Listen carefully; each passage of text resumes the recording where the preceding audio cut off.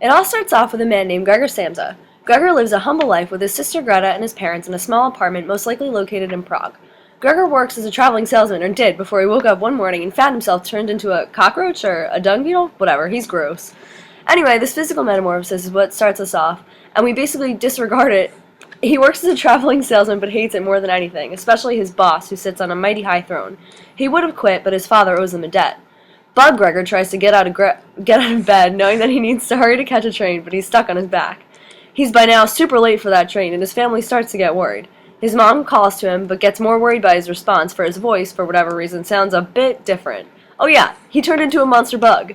It's easy to forget that part. He tries hard to get out of bed, but still cannot, though he finds it a tad funny. As he complains some more about his miserable job, a manager of his company comes to check up on him. The excitement of that finally gets Gregor off his back and out of bed.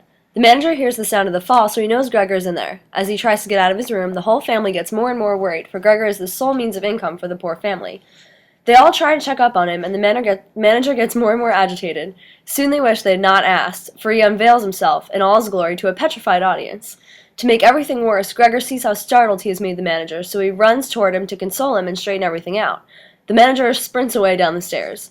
As things get louder and more intense, Gregor's father chases him with a cane, and his mother and sister are in tears. Gregor tries to get back to his room where everything is peaceful and all right. Gregor lives for a while in relative peace and comfort. His sister is the only one who enters his room. After she realizes that he has a new diet, which is a real shocker, she feeds him every day, albeit not as gingerly as she could.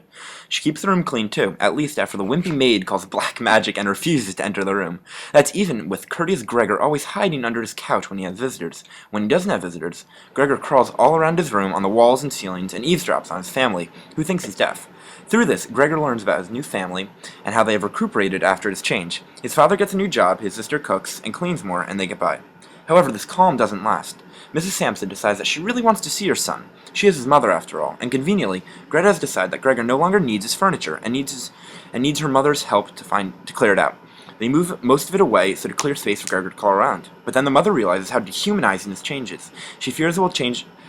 Gregor agrees. Greta doesn't. She suddenly decides to stick up for herself and do whatever she wants.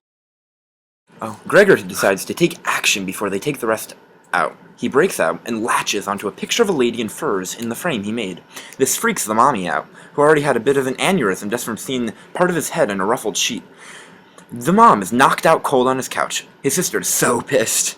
She goes to get someone to wake up her poor mother. Gregor, the genius he is, follows her, thinking he could offer some advice. Scuffle. Gregor gets locked out of his room while Greta tends to the missus.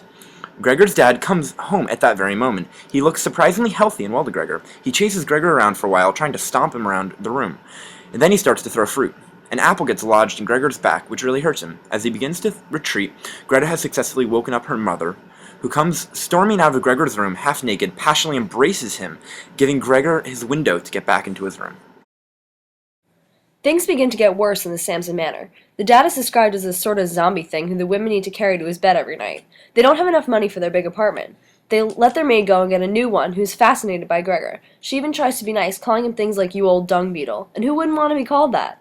Gregor's life is similarly falling into disrepair. His apple injury gets worse and worse. He slows his eating to basically starvation, and his room is getting grosser. To make some money, the family takes on 3 boarders. Being new to the boarder scene, they're far too polite to these rude men. One day, things actually manage to get worse.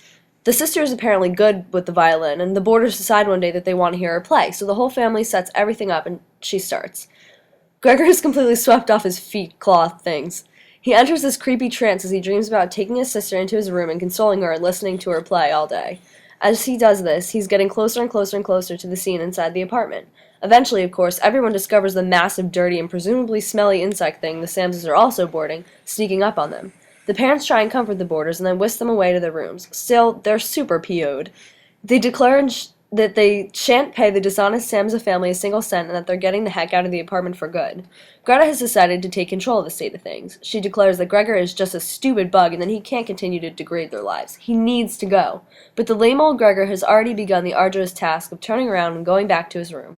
He gets to his room and realizes he can't move anymore. He sees the sunrise, forgets the pain of the inflamed wound with a raw apple in it, and then layers of fluffy dust around it and dies.